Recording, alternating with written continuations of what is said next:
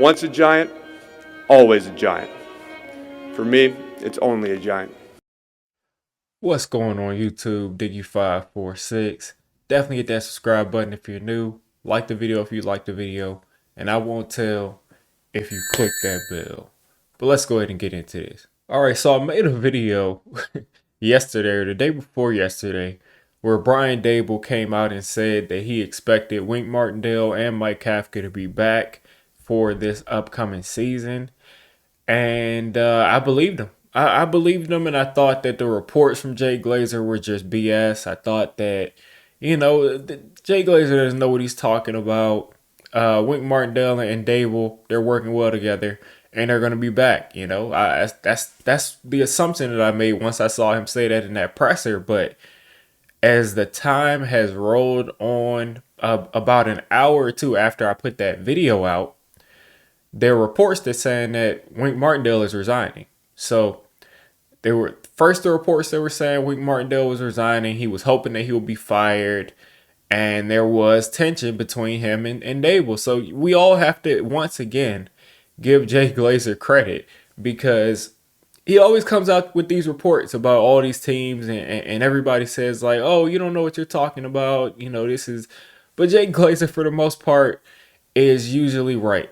So props to him for breaking that report pretty early as far as how that situation was going. He said he didn't expect Wink to last through the season. He thought that they would split before the end of that season. So they lasted a little bit longer than he thought, but they were having some tension. So moving on past that, more and more information comes out, and we learn that apparently Brian Daboll and Wink Martindale were having their end of the season meeting, and he's telling Wink Martindale that he is letting go of the Wilkins brothers. He's letting go of Drew Wilkins and his brother, who I can't remember his name, but he's letting go of those two guys. So those are pretty much Wink's right hand man. They were there with him in Baltimore. Drew Wilkins helps he helps Wink get things in order for the defensive schemes. He does a lot, and he's pretty much the guy that I was thinking would be the defensive coordinator here to keep things similar if Wink were to leave. So he's a respected guy, but he's also the outside linebackers coach. And the outside linebackers, as far as the pass rush goes, as far as everything, I can't say I've been impressed with them. I can't say I've seen Azeez Ojulari improve a bunch.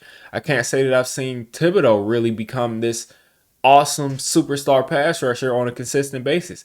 Yes, he's beat a ton of backup offensive tackles, and yes, he's had games where he's just flashed, but I don't see the consistency, and that consistency comes from coaching, in my opinion, especially when you have nobody really standing out as edge rusher. So Drew Wilkins does not look like he's doing a good job at that part of his job. And then the second thing is that Brian Daboll has been kind of dealing with the Wilkins brothers, especially Drew Wilkins, kind of superseding him and just saying like, I'm going to go to Wink about this specific thing.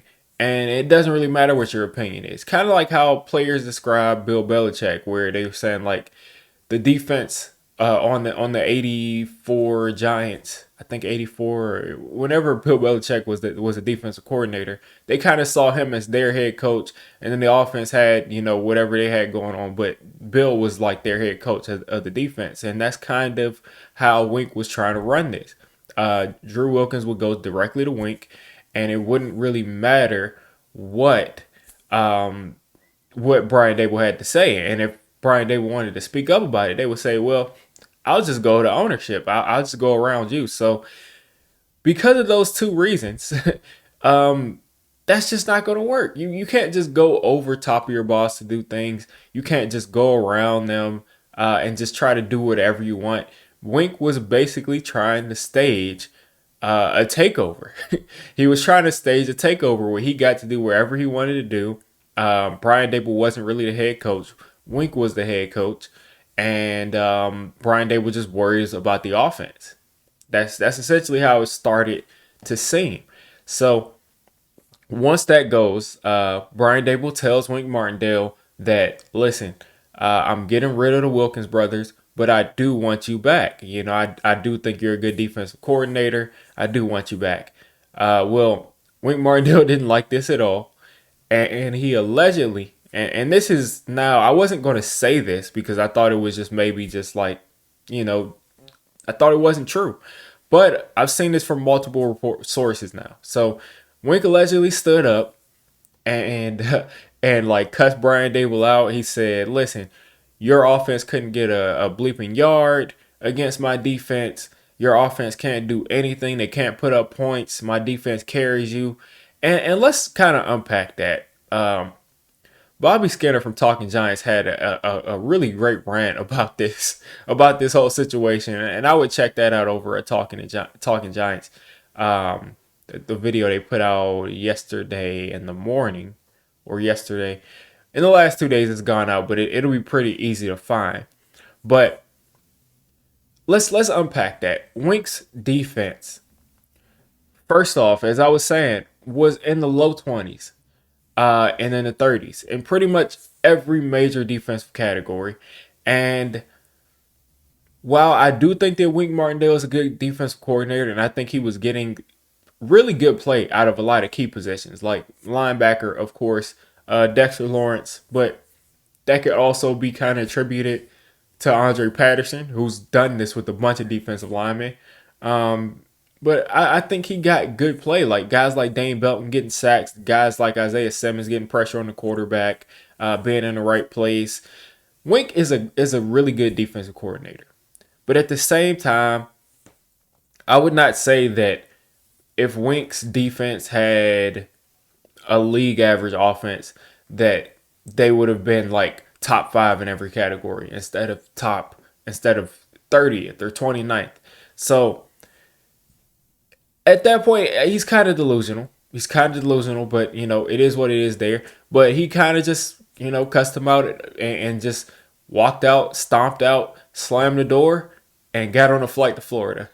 Got on a flight home to Florida, which is funny. Yeah, I tweeted out on Twitter that, and I'm never calling it X. I tweeted out on Twitter that Florida man tries to undermine his boss, cusses him out, and goes back to Florida. So I just thought that was kind of funny that he just kind of stormed out like as like a 50-something-year-old man, like slamming the door and getting on the plane to Florida. But anyway, he's told people in his life that, or in his life, reporters, whoever, he's told people that, he's going to resign. He's resigning. He's finished here. But the Giants still have him under contract. So if Wink wants to play hardball here, and it doesn't seem like at this point that he's in John Mara's good graces or Joe Shane's good graces. So, I mean, just think about this. Wink Martindale is still under contract. The Giants have to give their blessing for any move that he makes. If we were to just fire him, he can go right down the turnpike to Philly. He can go right to Washington. So, why would we want Wink Martindale to go to Philly and face that guy twice a year with that defense that they have? So I really believe that the Giants will hold on to this guy's they'll hold on to his contract until he finds a team that is outside of our division, and they'll sign off on that. If not, the Giants literally have the power to get this dude to sit out this entire year and just ride away on the bench. And when I say the bench, I mean his couch in Florida. He can literally sit there all year, get paid his money, but at the same time, he's not going to be coaching unless the Giants approve where he's coaching, unless he takes a head coaching job and takes a step up. But at this point, no one's offering him a head coaching job. So basically, Wink tried to stage a takeover, a coup, and pretty much just say, listen, this is what I'm doing, and it doesn't really matter what Brian Daboll has to say about it. And Brian Daboll, he didn't let it happen. He said this isn't going to go like that. We need collaboration, and what you're doing with the Wilkins brothers is not working out. Some other things to consider is we've heard things from Leo, we've heard things from Thibodeau, we've heard things from McKinney about them being forced into certain spots, them being forced into certain roles.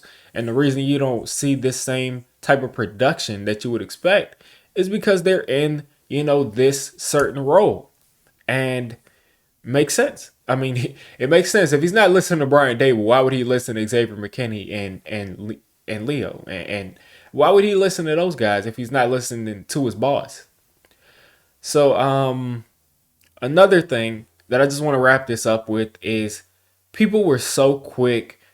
I don't understand what like the excitement of this fan base is to just jump on the head coach at the first sign of a bad season. People were so happy to come out and say Brian Daboll caused this. No one can work with Brian Daboll. He's yelling at his staff. He's yelling at the players, which maybe has some inkling of truth to it. But at the end of the day, it had nothing to do with Brian Daboll yelling at guys. What was happening is that Wink Martindale was trying to kind of undermine him. So just think about things before you attack the head coach, especially when Wink Martindale. Remember, how you get somebody is usually how you lose them. And this goes for relationships, this goes for all types of things. But we got Wink Martindale because John Harbaugh said, I can't deal with it anymore. Wink Martindale had a top 5 defense multiple years in a row. And then all of a sudden one day he has a 15th best defense because everybody in the secondary got hurt. And John Harbaugh says, I can't deal with it. He's got to go. So let's think about this. This same thing pretty much. We don't have as much details, but this same thing pretty much happened in Baltimore.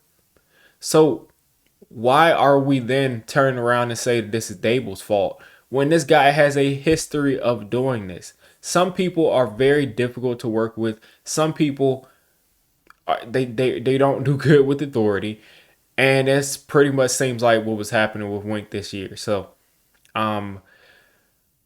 that's the whole situation with Wink Martindale. I thought it was kind of funny, and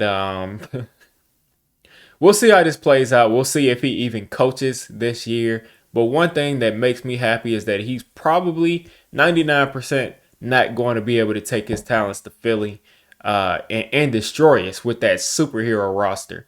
So we're looking at guys like Antonio Pierce, guys like Leslie Frazier.